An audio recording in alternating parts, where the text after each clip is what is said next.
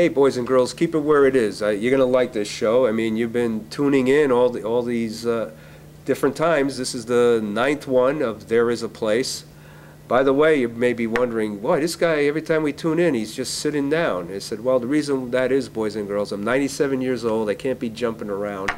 I sometimes could be a little bit once in a while, but you know, basically I don't have that energy. Yeah, I am 97 years old. This is 4 hours of makeup. We got a great makeup artist, and that's why I look this way. If you saw me out in the street, you wouldn't recognize me. I look totally different. I'm a lot older, obviously, super old. So I'm just letting you know why I sit down all the time. Also, I'm in a room where I'm constantly surrounded by computers. You may not see that in your as you're watching me on your television there, or on your computers, depending where you're watching me. But there's I'm surrounded by a lot of laptops and different computers, so I could be in contact with as many workers as possible throughout the world. So I'm just letting you know. And that's another reason why I'm sitting down. Anyway, as you know, we begin the show with a poem, so let's get started. Come on, boys and girls, it's time to get out of bed. Now it's time for us to think and plan ahead. Let's end war and poverty so that we can live long and prosper and be happy. Come on, boys and girls, let's all lend a hand and build an economic democratic place, that is, a new land. There is a place where everybody has a say. There is a place where people live in an economic democratic way. Hey, boys and girls, let's develop an economic democratic society. Okay, let's start a revolution. Okay, There Is a Place is the name of the show, as you know, and we're real excited. This is the 9th episode. And on this one, we're going to do something a little different. I'm going to be presenting you a paper on Marx on Lincoln. Yes, Marx, New Lincoln. I told you in the past we were going to do this.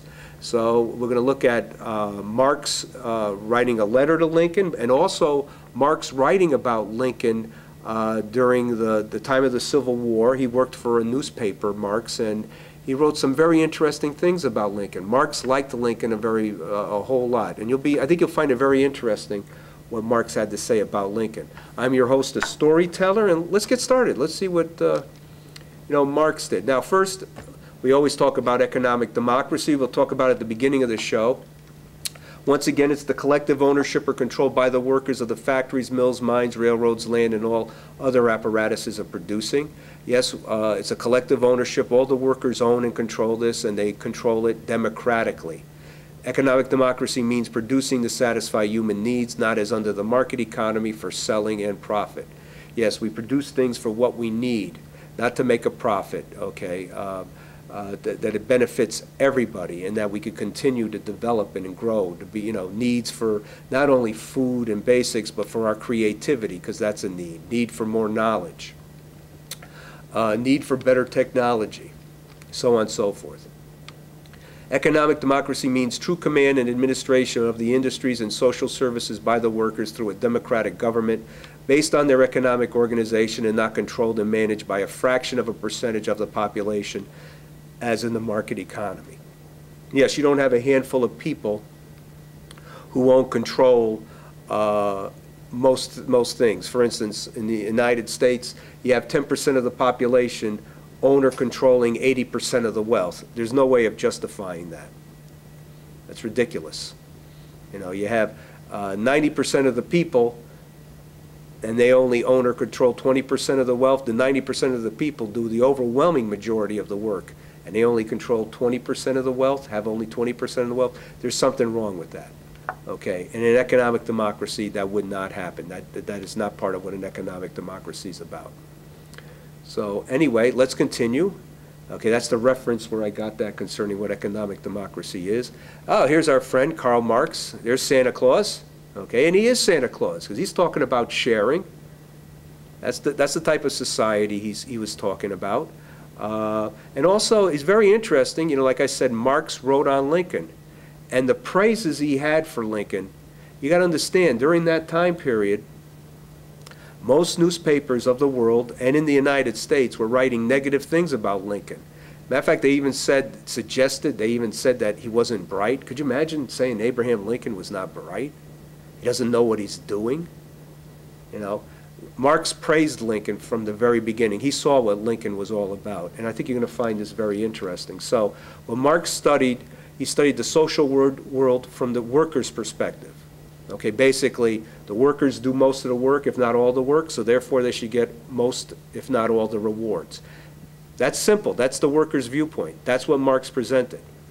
Lincoln's proclamation on the emancipation of blacks, when I read this paper, we're going to talk about that. We're going to talk about in the paper dismissal of McClellan. He was a general during the Civil War. I'll explain what he was about.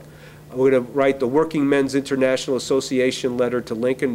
Dr. Marx. Marx had a PhD, and he was Dr. Marx. And he wrote, he was the intellectual leader of the Working Men's International Association, and he wrote this letter congratulating Lincoln on his reelection, and I'll read that letter to you. And also Marx wrote a letter from representing the Working Men's International Association, letter to President Johnson after Lincoln's assassination. I think you'll find this all very interesting. Marx studied the social world from the perspective or viewpoint of the common worker. First, this viewpoint supports and promotes those ideas that most advance the worker's interests. Second, the worker's perspective asserts that individuals and their actions cannot truly be understood apart from their social circumstances. That is, circumstances affect or influence actions. Third, this viewpoint argues that a stratification system generally changes through revolutionary ways. Okay. Now let's look at first Karl Marx's first article. He comments on Karl Marx in 1862. He comments on the North American events. He welcomed Abraham Lincoln's proclamation on the emancipation of blacks owned by planters who had taken part in the Civil War. He wrote, "Lincoln is a sui generis figure in the annals of history." Okay, this is Marx talking about Lincoln. I'm quoting him here. "He has no initiative, no idealistic impetus, no historical trappings. He gives his most important actions always the most commonplace form. Other people declaim about the struggle for an idea when it is for them a matter of square feet of land. Lincoln, even when he is motivated by an idea, talks about square feet. He sings the bravado aria of his part hesitatively, reluctantly, and indignantly, as though apologizing for being compelled by circumstances to act a lion.